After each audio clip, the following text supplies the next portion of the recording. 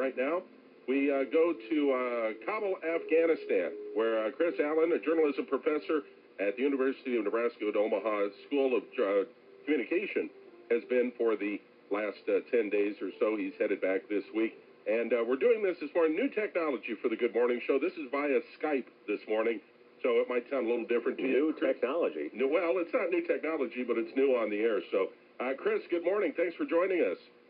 Good morning, Roger. How are you? We're doing well back here. How are things in Kabul? This was your first trip over to Afghanistan, was it not? Yeah, this is my first experience in Afghanistan, and I'm on sensory overload. I said to somebody today, I'm not ready to go home tomorrow, but in fact I am ready because I'm not sure that I can take any more in, and I think the best thing to do is to go home and kind of let it all filter out and then come back at some time in the future and start over again. This is a fascinating country of great contrasts and some really, really fine people over here too.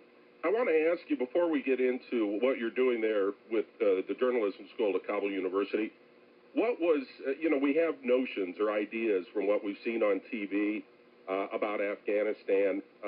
What would you say was the thing that you saw that just totally blew away any preconceived notions you had before you went on the trip? I think the level of commerce was really surprising to me, and that just kind of came to me today.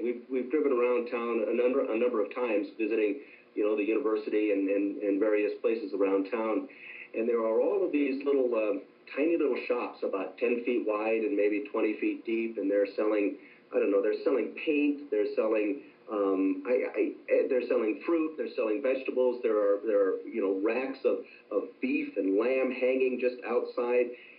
There are bread shops. The naan bread is the bread over here, and any variety that you can think of. And there are people going in and buying things. There's business. People are out on the street. There's no war tension here. There are a lot of armed soldiers and a lot of armed guards here.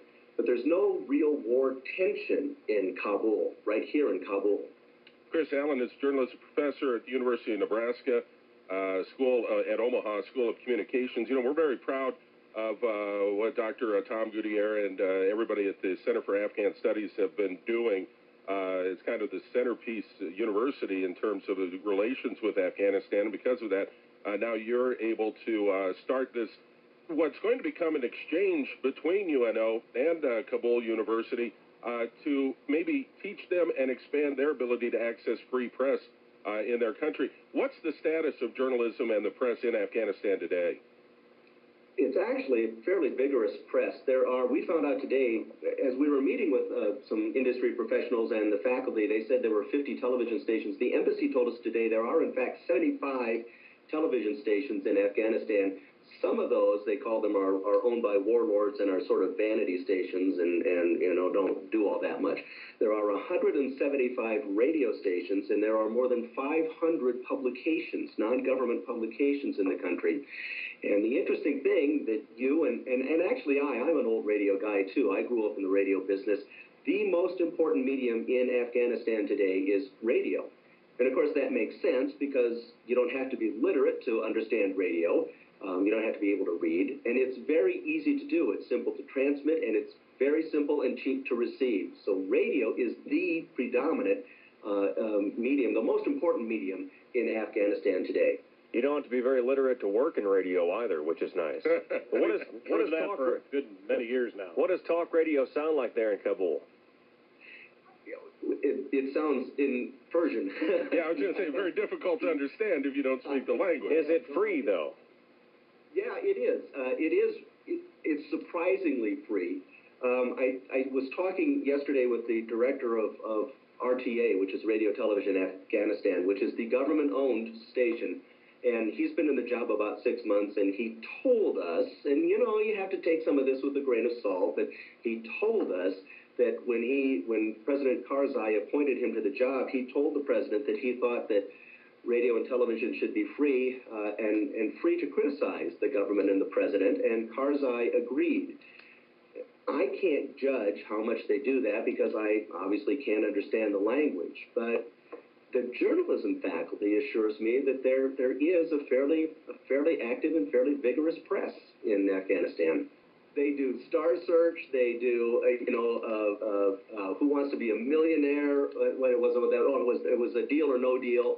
I'm telling you, there is some really Western-looking programming here. Oh, there's one station. It's called Tulo, T-O-L-O. It's called Tulo, and I don't know how it's spelled in Persian, but they have their own version of 24.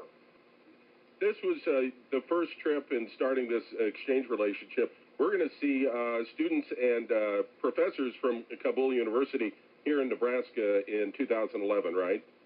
Yeah, one of my jobs over here was to help select the first five faculty members who will be coming over, and they'll be coming over in late March or early April. And one of the things that they're here, they will be in Omaha to learn English.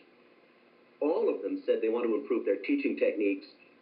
And all of them said they're very interested in starting an advertising PR program in the school, but they're very, very interested also in new media, which is really going to be difficult for them because the media infrastructure here, I mean the fact that I'm Skyping is sort of a miracle because it's really sort of weak.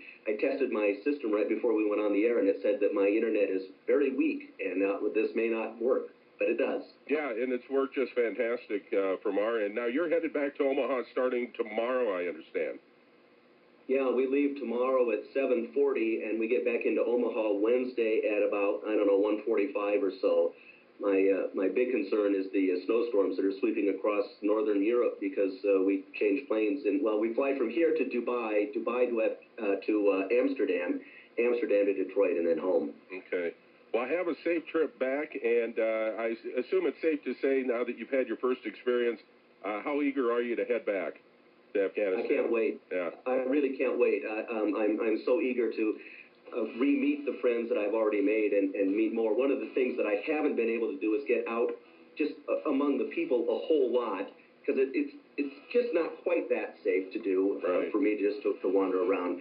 But the people that I've met here, the people running schools and education programs and trying to help the kids, and the faculty members at Kabul University working in frigid, freezing, miserable conditions, really, some really bad conditions, are just real salt-of-the-earth people, if I can use a cliche.